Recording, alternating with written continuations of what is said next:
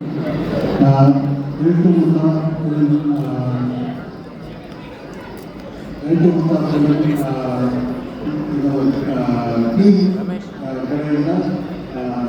very much. And we are very proud of what we have created. It's a long process, it's been a hard process, but ಇವತ್ತು output reaction ನೋಡಿದಲ್ಲಿ ನನಗೆ ಭಾಳ ಖುಷಿ ಆಯಿತು. Thank you very much for the entire team for having delivered more than what they promised. So thank you. And now you hear questions here. We will answer whatever questions you have. Before that, I want to pass it on to the director.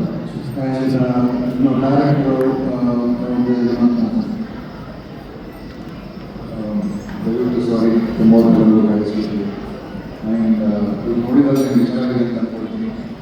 ಸಾಕಷ್ಟು ವಿಷಯಗಳನ್ನ already ಹಂಚ್ಕೊಂಡಿದ್ದೀವಿ. So ಈಗ trailer teaser ನೋಡಿದ್ದೀರಾ, ನಮ್ಮ songs ಹೇಗಿದೆ ಅಂತ ನೀವು ನೋಡಿದ್ದೀರಾ. So ನೀವು ಪ್ರಶ್ನೆಗಳು ಕೇಳಿದ್ರೆ ನಾನು Yes sir, really trailer looks great and thank you. ಇವಾಗ ನಮ್ಮ ಹೀರೋಯಿನ್ ಶುರು ಮಾಡೋಣ. ಮೊದಲನೇದಾಗಿ ನಿಮಗೆ ಅಭಿನಂದನೆಗಳು. ವಿಷಯ ಏನಂತಂದರೆ ಈ ಸಿನಿಮಾ ಕನ್ನಡದಲ್ಲಿ ಸಾಕಷ್ಟು ಭರವಸೆ ಸಿನಿಮಾಗಳು ಬಂದು, ಕುತೂಹಲ ಮೂಡಿಸುವಂಥ ಸಿನಿಮಾಗಳು ಬಂದು, ಪರಿವರ್ತನೆ ಸಿನಿಮಾಗಳು ಕೂಡ ಬಂದು. ಸೊ ಆ ಸಾಲಿನಲ್ಲಿ ಇದು ಒಂದು ಸೇರುತ್ತೆ ಅನ್ನೋ ಸೂಚನೆ ಕೂಡ ನಮಗೆ ಸಿಗ್ತಾ ಇದೆ. ಸೊ ಒಳ್ಳೆಯದಾಗಿ. ನನ್ನ ಪ್ರಶ್ನೆ ಏನು ಅಂದರೆ, ಇದನ್ನು ಯಾವ ವರ್ಗಕ್ಕೆ ಸೇರಿಸ್ಬೋದು ಅಂದರೆ, ಹಾಡುಗಳನ್ನ ಕೇಳಿದ್ವಿ, ಕೊಡವ ಹಾಡುಗಳನ್ನ ಕೇಳಿದ್ವಿ. ಸೊ ಅಲ್ಲಿಗೆ ಕೊಡವ ಭಾಷೆ ಕೇಳಿದ್ರೆ ಇದು ಪ್ರಾದೇಶಿಕ ಭಾಷೆಯ ಸಿನಿಮಾನ ಅನುಮಾನ ಬರ್ತದೆ. ಕನ್ನಡ ಸಿನಿಮಾ ಹೌದು, ಕೇಳಿದ ತಕ್ಷಣ ಒಂದು ತಕ್ಷಣ ಎಲ್ಲೋ ಒಂದು ಕಡೆಗೆ ಅನುಮಾನಗಳು, ಪ್ರಶ್ನೆಗಳು ಬರ್ತದೆ. ಇದಕ್ಕೆ ನಿರ್ದೇಶಕರು ಉತ್ತರ ಕೊಟ್ಟರೆ ಚೆನ್ನಾಗಿದೆ.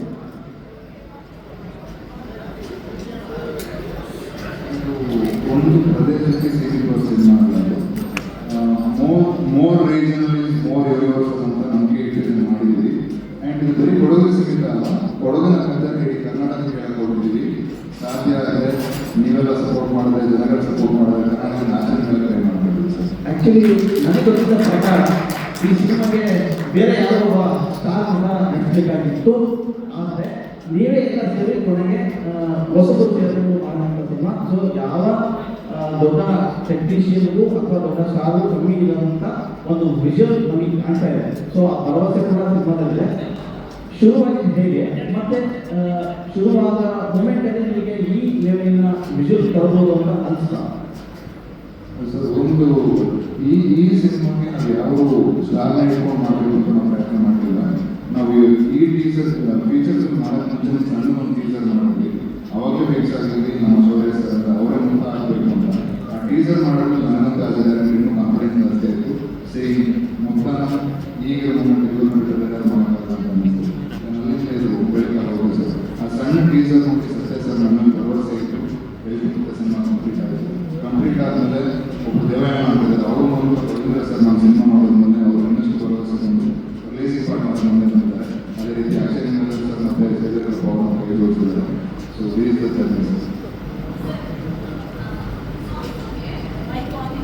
ಸರ್ ಪ್ರೊಡ್ಯೂಸರ್ ಸರ್, ಈ ಒಂದು BGMಗೆ ಆ BGM ಸಾಂಗ್ ಮೇಲೆ ಪರ್ಫಾರ್ಮ್ ಮಾಡಿದ್ರೆ ಇದಕ್ಕೆ ನಿಮ್ಮ ಪ್ಯಾಷನ್ ಮತ್ತು ಖರ್ಚು ಮಾಡೋದಕ್ಕೆ ಕಾಣ್ತಾ ಇದೆ. ಸಿನಿಮಾ ಒಳ್ಳೆಯದಾಗೋದನ್ನ ನಮ್ಮೆಲ್ಲ ಅಭಿಲಾಷೆಗಳ. ಆದರೆ ಇದು ಕೊಡಗು ಭಾಷೆಯಲ್ಲಿ ಕನ್ನಡ ಎರಡು ಮಿಕ್ಸ್ ಮಾಡಿ ಸಿನಿಮಾ ಆಗಿರುತ್ತೆ. ಯಾವ ಸಿನಿಮಾ ಒಳಗಡೆ ಲ್ಯಾಂಗ್ವೇಜ್ ಕನ್ನಡ ಮತ್ತು ಕೊಡಗು ಎರಡು ಇರುತ್ತಾ ಅದು ಬರೀ ಕನ್ನಡ ಇರುತ್ತೆ?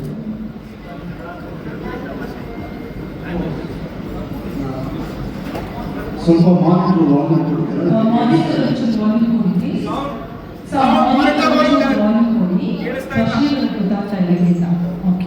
ಇದರಲ್ಲಿ ಒಂದು 10% ಒಂದು ಸೆಂಟೆನ್ಸಲ್ಲಿ ಯಾವುದೋ ಒಂದು ಕಡೆ ಒಂದು ಕೊಡುವ ಭಾಷೆ ಬರುತ್ತೆ. ಬಟ್ ಮ್ಯಾಕ್ಸಿಮಮ್ ಕನ್ನಡದಲ್ಲೇ ಇದೆ. 90% ಕನ್ನಡದಲ್ಲೇ ಇದೆ. ಒಂದು 10% ಅಲ್ಲಲ್ಲಿ ಕೊಡುವ ಭಾಷೆಗಳು ಬರುತ್ತೆ. ನಾವು ಏನಕ್ಕೆ ಅದು ಇಟ್ಟಿದ್ದೀವಿ ಅಂದರೆ ನೇಟಿವಿಟಿ ಲೂಸ್ ಆಗಬಾರ್ದು ಅಂತ. ಸೊ ಕೆಲವು ಸೆಂಟೆನ್ಸು ಆ ಭಾಷೆಯಲ್ಲಿ ಅಲ್ಲಿರುವಾಗ ಹೇಳಿದ್ರೆ ಅದು ಚೆನ್ನಾಗಿರುತ್ತೆ. ಅದಕ್ಕೆ ಈ ಮೋನಿಕಾ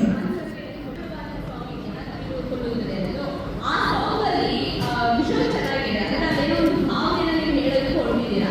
ಆದ್ರೆ ನಾವು ಆ ಭಾವನೆ ನೋಡೋದಾಗ ಕನ್ನಡ ಟ್ರಾನ್ಸ್ಲೇಟ್ ನೋಡೋದಾಗ ನನಗೆ ಗೊತ್ತಲ್ಲ, ನಾನು 2 ಸಲದಲ್ಲಿ ಅದೇ ಕನ್ಫ್ಯೂಷನ್ ಆದೆ.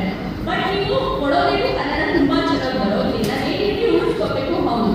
ಬಟ್ ನೀವು ಟೈಟಲ್ ನೀವು ಕೊಡೋದನ್ನು ಕೊಟ್ಟು ಕೊಡವ ಭಾಷೆನ ಕೊಟ್ಟು ಸಾಂಗ್ ಕನ್ನಡದಲ್ಲಿ ಇರಬಹುದಿತ್ತೇನೋ. ಯಾಕಂದ್ರೆ ಸಾಂಗ್ ಬೇಗ ಕನೆಕ್ಟ್ ಆಗಲಿಲ್ಲ, ವಿಷುವಲ್ ಕನೆಕ್ಟ್ ಆಗ್ತಾ ಇತ್ತು.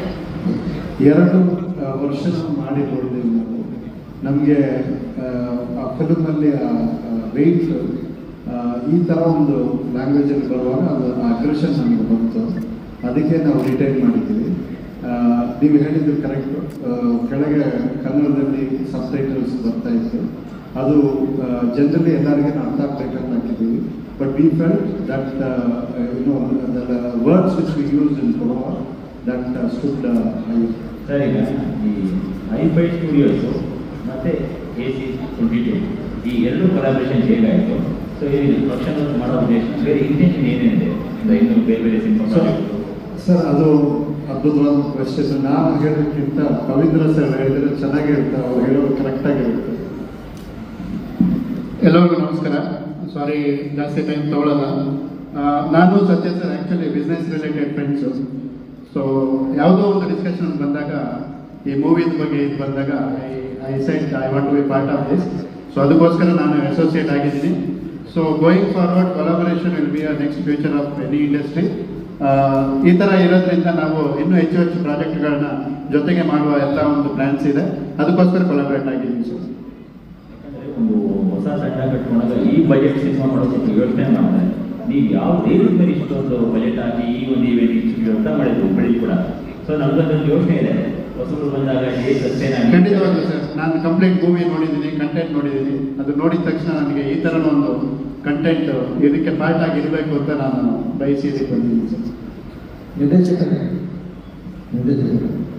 ಯಾಕೆ ಇದು ನೋಡಿದಾಗ ಒಂದು ಕಂಟೆಂಟ್ ಓರಿಯೆಂಟೆಡ್ ಮಾತಾಡ್ತಾರೆ.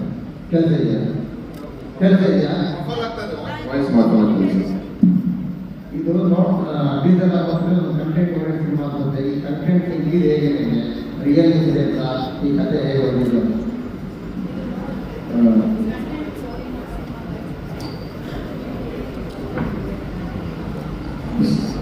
ಸರ್, ಇದು ಕಂಟೆಂಟ್ ಓರಿಯೆಂಟೆಡ್ ಸಿನಿಮಾನೇ. ಈ ಕತೆ ಹೇಗೆ ಬಂತು ಅಂತ ಹೇಳಿದ್ವಿ, ಇದು ಮಡಿಕೇರಿನಲ್ಲಿ ನಡೆಯೋ ಕತೆ, ಅಂದರೆ ಕೊಡಗನ ನಡೆಯೋ ಕತೆ. ನಾನು ಕೊಡಗಿನವನೇ. ಸೊ ಅಲ್ಲಿ ಜನಗಳನ್ನ ನೋಡಿದ್ದೀನಿ. ಈ ಜನಗಳೆಲ್ಲ ನಮ್ಮ ಕಣ್ಮುಂದೆನೇ ಬದುಕಿದ್ದು. ಕೆಲವರು ಈಗಿಲ್ಲ, ಇನ್ನು ಕೆಲವರು ಇದ್ದಾರೆ. ಸೊ ಅವ್ರು ನಮ್ಮ ಮುಂದೆ ಇದ್ದರು, ಬದುಕಿದ್ರು, ಹೋದ್ರು ಅಂತ ಕೆಲವರೆಲ್ಲ ಗೊತ್ತೇ ಇಲ್ಲ. ಅವರ ಜೀವನ ಹೇಗಿತ್ತು ನನ್ನ ಹೇಳೋದಕ್ಕೆ ಟ್ರೈ ಮಾಡಿದ್ವಿ. ಆ್ಯಂಡ್ ಅದ್ರ ಜೊತೆ ಕೆಲವೊಂದು ರಿಯಲ್ ಇನ್ಸಿಡೆಂಟ್ನ we have told in fiction ಅಲ್ಲಿ, ಅಂದರೆ ಸಿನಿಮ್ಯಾಟಿಕ್ ಆಗಿ ಏನು ಹೇಳಬೇಕು ಅಂತ ಹೇಳ್ಕೊಡ್ತೀವಿ ಸರ್. ಶೂಟಿಂಗ್ ಕಂಪ್ಲೀಟ್ ಕೊಡಗಲ್ಲೇ ಮಾಡಿದೆ. ಹೌದು ಸರ್, 55 ಡೇಸ್ ಕಂಪ್ಲೀಟ್ ಕೂಡಲೇ ಶೂಟ್ ಮಾಡಿದ್ದು. ಒಂದು 3 ಡೇಸ್ ಮಾತ್ರ ಕನಕಪುರದಲ್ಲಿ ಶೂಟ್ ಮಾಡಿದ್ವಿ. ಪಾರ್ಟಿ ಸಾಂಗ್ ಎಲ್ಲ ಏನು ನೋಡೋದು, ಇದು ಶಾರ್ಟ್ ಇನ್ ಕನಕಪುರ. ನಿಮ್ಮ ಸಿನಿಮಾದ ಹೀರೋ ವ್ಯವಸ್ಥೆ ವಿರುದ್ಧ ಹೋರಾಡ್ತಾನ ಅಥವಾ ವ್ಯಕ್ತಿ ವಿರುದ್ಧ ಹೋರಾಡ್ತಾನ? ಇದು ಒಂದು ಸಂಘರ್ಷಣ ಸಿನಿಮಾ ಸರ್. ಅವನು ಹೋರಾಡ್ತಾನೆ. ಒಂದು ಮುಖ್ಯ ಉದ್ದೇಶ ಏನಂದರೆ ಊಟ ಮಾಡೋದು. ಅದಕ್ಕಿಂತ ಮುಖ್ಯ ಉದ್ದೇಶ ದಿನ ಊಟ ಮಾಡೋದು.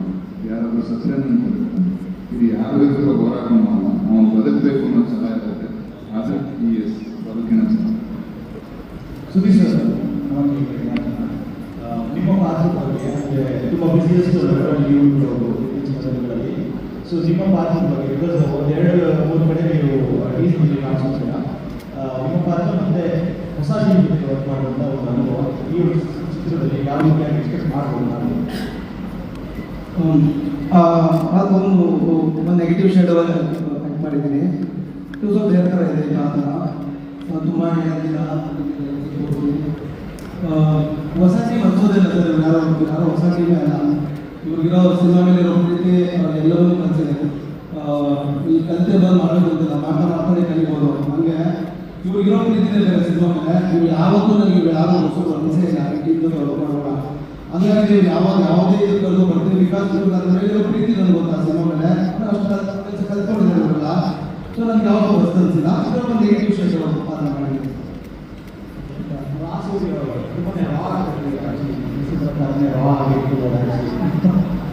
So it is not about ಅದೇ ಸಿನಿಮಾ ಟೀಸರ್ ನೋಡಿದ್ರೆ ತುಂಬ ರಾಕ್ ಅಂತಿಲ್ಲ, ಹಾಗಾಗಿ ಅದು ಬೇಸಿಕಲಿ ಇವಾಗ ಮೆಟಾಫರಿಕ್ ಆಗಿ ನೀವು ಈ ಒಂದು ಚಿತ್ರದಲ್ಲಿ ನವೀನ್ ಮತ್ತೆ ಒಂದು ಹಾವಿನ ಒಂದು ನಡುವೆ ನಡೆಯುವಂಥ ಒಂದು ಜಗಳನ ತೋರಿಸೋದು ಕೊಟ್ಟಿದ್ದೀರ.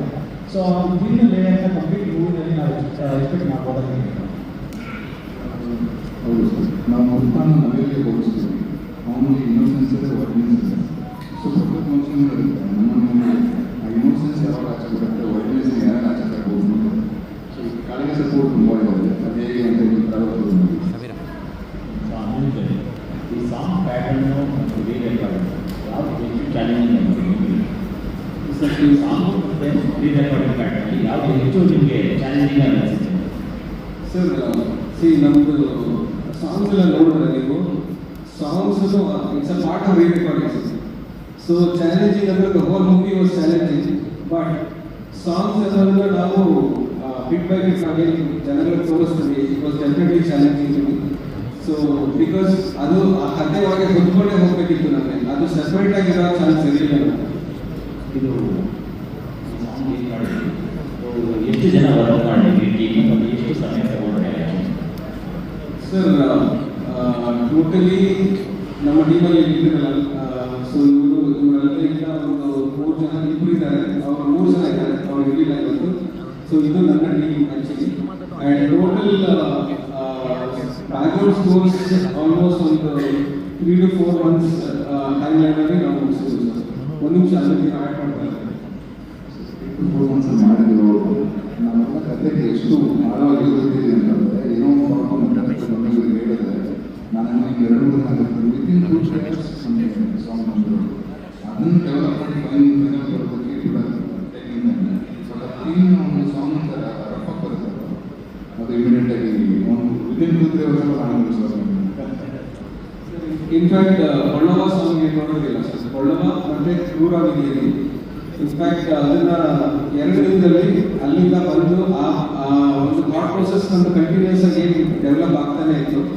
ಅದನ್ನ ನಾವು ಒಂದು 2 days ಅಲ್ಲಿ ಅಲ್ಲಿಂದ ವಾಪಸ್ ಬಂದು ಬೆಂಗಳೂರಿಗೆ ಮಾಡ್ಕೊಂಡು ಪ್ರಪೋಸಲ್ ಹೋಗಿದ್ವಿ.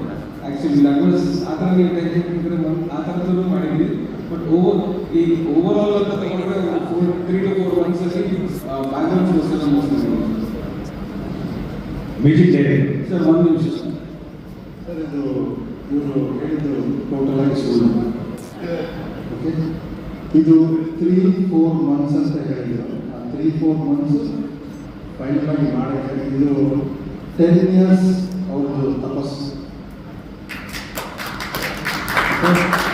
10 years ಇದು. ಅದರಲ್ಲಿ ಬಂದಿರೋ ಮ್ಯೂಸಿಕ್ ಇದು. ಇದರಲ್ಲಿ ಒಂದೊಂದು ನೋಟ್ಸ್ ಅವರಿಗೆ ಗೊತ್ತಿದೆ. ಸುಮ್ಮನೆ ಏನೋ ನಮಗೆ 3 months ಅಂತ ಹೇಳಿಬಿಟ್ರು. ಆ 3 months 24/7 ಕೆಲಸ ಮಾಡಿದ್ರು. ಸೊ ಅದಕ್ಕೆ ಹೇಳಿದ್ರು ಫುಲ್ ಸುಳ್ಳು. ಬಟ್ ಏನೋ ತುಂಬ 3 months ಅಂತ ಹೇಳಿದರೆ ಇಟ್ ಇಸ್ ನಾಟ್ 3 months ಇಂದ 8 hours, 3 months ಇಂದ 4 hours ಇಲ್ಲ. ನಾನು ಇವರು ಪಕ್ಕದಿಂದ ಇರೋದನ್ನೇ ಸೀನ್ 3 months ಅಂತ ವಾಕಿಂಗ್ ಬಿಟ್ಬಿಟ್ರು, ಎಕ್ಸಸೈಸ್ ಮಾಡೋದು ಬಿಟ್ಬಿಟ್ರು. 24/7 ಬೇರೆ ಏನೆಲ್ಲ ಸ್ಟುಡಿಯೋದೇ ಇದ್ರು. ಮೇಡಮ್ ಹೇಳಿದ್ದು ಸುಳ್ಳೇ ಇಲ್ಲ. ಮೇಡಮ್ ಹೇಳಿದ್ದು 100%. ಯಾವತ್ತೂ ಕೇಳಿದ್ರೆ ನಾನು ಫಸ್ಟ್ ಕ್ವೆಶ್ಚನ್ ಕೇಳೋದು ಎಲ್ಲಿರೋದು ಅಂತ ಕೇಳೋದು. ನನಗೆ ಫಸ್ಟ್ ಆನ್ಸರ್ ಕೊಡೋದು ಸ್ಟುಡಿಯೋದಲ್ಲಿ ಅಂತ ಹೇಳ್ಬೋದು. ಸೊ ಹೌದು ಸರ್, ಕನ್ನಡ ನನ್ನ ಪ್ರಶ್ನೆ ಏನಿಲ್ಲ, ಸಾಧ್ಯ ಆದಷ್ಟು ನೀವು ಕನ್ನಡದಲ್ಲೇ ಮಾತಾಡಿದ್ರೆ ತುಂಬ ಒಳ್ಳೆಯದು. Okay sir. ಇಲ್ಲ ಸರ್ ಅಂದರೆ ಕಮಲಾಸಂತರ ಇನ್ಯಾರೋ ಬಂದು ಇಂಗ್ಲೀಷ್ ಕನ್ನಡ ಅಂತ ಗಲಾಟೆ ಮಾಡ್ತಾರೆ. ಸೊ ನಮ್ಮ ಭಾಷೆನ ನಾವೇ ಹೆಚ್ಚು ಸಾಧ್ಯ ಆಗುತ್ತೆ. ಖಂಡಿತ ಇದು ಒಂದೇ ಒಂದು ಟೆಕ್ನಿಷಿಯನ್ ಆಗಿ ಇಂಗ್ಲೀಷ್ ಪದಗಳು ಜಾಸ್ತಿ ಬಳಸಬೇಕು ಗೊತ್ತು, ಆದರೆ ಸಾರ್ವಜನಿಕ ಸಭೆಗಳಲ್ಲಿ ನಮ್ಮ ಭಾಷೆನ ನಾವು ಹೆಚ್ಚು ಬಳಸೋದು. ಇಲ್ಲ ಅಂದರೆ ಕಮಲಾಸಂತರದವರು ಇನ್ನೊಂದು ಬರೋದು ಬೇಡ ಅಲ್ವಾ? Thank you.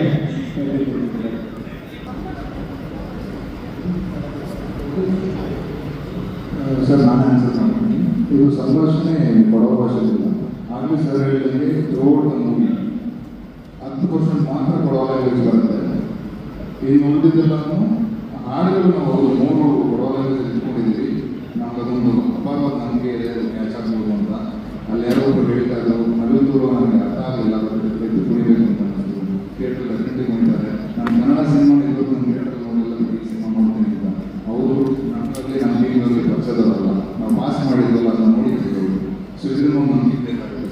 ಸಿಂಗೇರಿ ಅಂದರೆ ರವಿ ಬಸ್ರೂರ್ ನೀವು ಹೇಳಿದ್ರೆ ಇನ್ಸ್ಪೈರ್ ತಗೊಂಡಿದ್ದಾರೆ ಸರ್ ಆ್ಯಕ್ಚುಲಿ ಇನ್ಸ್ಪೈರ್ ಅಲ್ಲ ಸರ್, ರವಿ ಬಸ್ರೂರೇ ನನ್ನ ಗುರು. ಅವರ ಹತ್ರನೇ ನಾನು ಕಲಿತಿರೋದು ಮ್ಯೂಸಿಕ್ ಪ್ರಾಡಕ್ಟ್. ನಾನು ಡಿಗ್ರಿನಲ್ಲಿ ಮೊದಲಲ್ಲಿ ಹೇಳಿದೆ, ನಾನು ಕಾರ್ಪೊರೇಟಲ್ಲಿ ಕೆಲಸ, ನಾನು ಮೆಕ್ಯಾನಿಕಲ್ ಇಂಜಿನಿಯರ್ ಕಾರ್ಪೊರೇಟಲ್ಲಿ 13 ವರ್ಷ ಕೆಲಸ ಮಾಡಿದ್ದೆ. 2015 ಸರ್ ಹೇಳಿರಲಿಲ್ಲ 10 ವರ್ಷ ಅಂತ, 2015ರಲ್ಲಿ ನಾನು ಕೆಲಸ ಬಿಟ್ಟು ಹಾಡಕ್ಕೆ ಬಂದೆ. ಹಾಡ್ಕೊಂಡು 2019ವರೆಗೂ ಲೈವ್ ಪರ್ಫಾರ್ಮೆನ್ಸಸ್ ಮಾಡ್ತಿದ್ದೆ. ನನಗೆ ನನ್ನ ತಲೆಯಲ್ಲಿರೋ ಲೈವ್ ಮ್ಯೂಸಿಕ್ ಕಂಪೋಸರ್ನ ಆ ಒಂದು ಶೂಟ್ ಬಿಟ್ಟಿದ್ದು ರವಿ ಬಸ್ರೂರ್ ಸರ್. ಯಾಕಂದರೆ ಅವರೊಂದು ಸ್ಮಾಲ್ ಕೋರ್ಸ್ ಒಂದು ಕಾನ್ಫರ್ಮ್ ಮಾಡಿದ್ರು. ಸೊ ಆ ಕೋರ್ಸ್ ಒಂದು 15 ಡೇಸ್ ಕೋರ್ಸ್ ಅಷ್ಟೇ ಸರ್. ಆ 15 ಡೇಸ್ ಕೋರ್ಸಲ್ಲಿ ಅವರು ನಮಗೆ ಅಷ್ಟು ಟೈಮ್ ಸ್ಪೆಂಡ್ ಮಾಡಿದ್ರು. ನಮ್ಮ ಹತ್ರ ದಿನ ರಾತ್ರಿ ಬೆಳಿಗ್ಗೆವರೆಗೂ ನಮ್ಮ ಜೊತೆ ಇರ್ತಿದ್ರು. ಸೊ ಆ ಒಂದು ಪ್ರಾಬಬ್ಲಿ ಅದರಿಂದ ಈ ಒಂದು ಸೌಂಡ್ ನಾನು ಕ್ರಿಯೇಟ್ ಮಾಡಿದ್ದೀನಿ ಅಂತ ಅನಿಸುತ್ತೆ. ಸೊ ಇದರಲ್ಲಿ ಏನೇ ಇದ್ರೂ ನನ್ನ ಗುರುಗಳಿಗೆ ಮ್ಯಾಮ್ಗೆ ಯಾವಾಗ ರೆಕಗ್ನಿಸಿದ್ವಿ, ಅದೇ ಥರ ನನ್ನ ಗುರುಗಳು ಅವರು ಮ್ಯೂಸಿಕ್ ಪ್ರೊಡಕ್ಷನ್ ನನಗೆ ಥಾಟ್ ಪ್ರೋಸೆಸ್ ಏನಿದೆ ಅದು ಪ್ರಾಬಬ್ಲಿ ಅಲ್ಲಿಗೆ ಹೋಗುತ್ತೆ ಸರ್, ಅವ್ರಿಗೆ ಹೋಗುತ್ತೆ. ಬಟ್ ನನ್ನದೇ ಒಂದು ಚಾರ್ಜ್ ನಾನು ಗುರುಸೋದು ಹೋಗ್ತೀನಿ. ಆ್ಯಂಡ್ ಅವರು ಮಾಡಿದ ಒಂದು ಸರ್ಕಲ್ಲಿ ಒಂದು ಸರ್ಕಸ್ ಇದು ಮಾಡೋದು ದೊಡ್ಡ ಬೇರೆ ಲೆವೆಲ್ಗೆ thank you sir. Thank you sir. ಎಲ್ರಿಗೂ ನಮಸ್ಕಾರ. ಇಷ್ಟು ತಾಳ್ಮೆಯಿಂದ ಇವಾಗಿನವರೆಗೂ ಪೇಷನ್ಸಲ್ಲಿ ನೀವೆಲ್ಲರೂ ಇಂಟರ್ವ್ಯೂ ತೊಗೊಳ್ತಾ ಇದ್ದೀರಾ. ಅದರಿಂದ ನಿಜವಾಗ್ಲೂ ಥ್ಯಾಂಕ್ಸ್ ಮಾಡಬೇಕು. Please big round of applause for all the media. Thank you. So ನನ್ನ ಹೆಸರು ಪ್ರಿಯಾಂಕಾ ಬದಲಿ ಅಂತ. ನಾನು ಈ ಸಿನಿಮಾದ ಬಗ್ಗೆ ಹೇಳಬೇಕು ಅಂತಂದರೆ, ನನ್ನ ಸ್ಟೋರಿ ಹೇಳಬೇಕಂದ್ರೆ ಕಂಪ್ಲೀಟ್ಲಿ ಡಿಫ್ರೆಂಟ್ ಆಗಿತ್ತು. ಅಂದರೆ ನಾನು ಬೆಳೆದಿದ್ದು ಓದಿದ್ದು ಎಲ್ಲರೂ ಬೆಂಗಳೂರು. ಈ ಥರ ಇರುತ್ತೆ, ಈ ಥರ ಒಂದು ನೇಟಿವಿಟಿ ತಕ್ಕ ನಾವು ಈ ಥರ ಒಂದು ಚಿತ್ರ ಮಾಡ್ತಾ ಇದ್ದೀವಿ ಅಂತ ಹೇಳಿದಾಗ ಕೊಡಗಲ್ಲ ಈ ಥರ ಎಲ್ಲ ಇರುತ್ತೆ ಅನ್ನೋದು ಒಂದು ಪ್ರಶ್ನೆ ಇತ್ತು ನನ್ನ ಮನಸ್ಸಿನಲ್ಲಿ. ಕೊಡಗು ಅಂತ ಅಂದರೆ ಬ್ಯೂಟಿಫುಲ್ ಸೀನರಿ, ಒಳ್ಳೆ ವಾತಾವರಣ, ವೆದರ್, ಮತ್ತು ಅಲ್ಲಿ ಜನ ಬೇರೆ ಥರ ಭಾಷೆ ಮಾತಾಡ್ತಾರೆ ಅನ್ನೋದಷ್ಟೇ ನನಗೆ ಗೊತ್ತಿತ್ತು. ಬಟ್ ಕೊಡಗಲ್ಲೂ ಈ ಥರ ಭಕ್ತವ್ರಿದ್ದಾರೆ, ಈ ಥರ ಒಂದು ಜನಾಂಗ ಇದ್ದಾರೆ ಅನ್ನೋದು ಸತ್ಯವಾಗ್ಲೂ ನಾನು ಸೂರ್ಯ ಸರ್ ನನ್ನ ಸ್ಕ್ರಿಪ್ಟ್ ಹೇಳಿದಾರೆ ನನಗೆ ಗೊತ್ತಾಗಿತ್ತು. ಸೊ ಈ ಥರ ಒಂದು ಜನ ಇದ್ದಾರೆ ಅಂತ.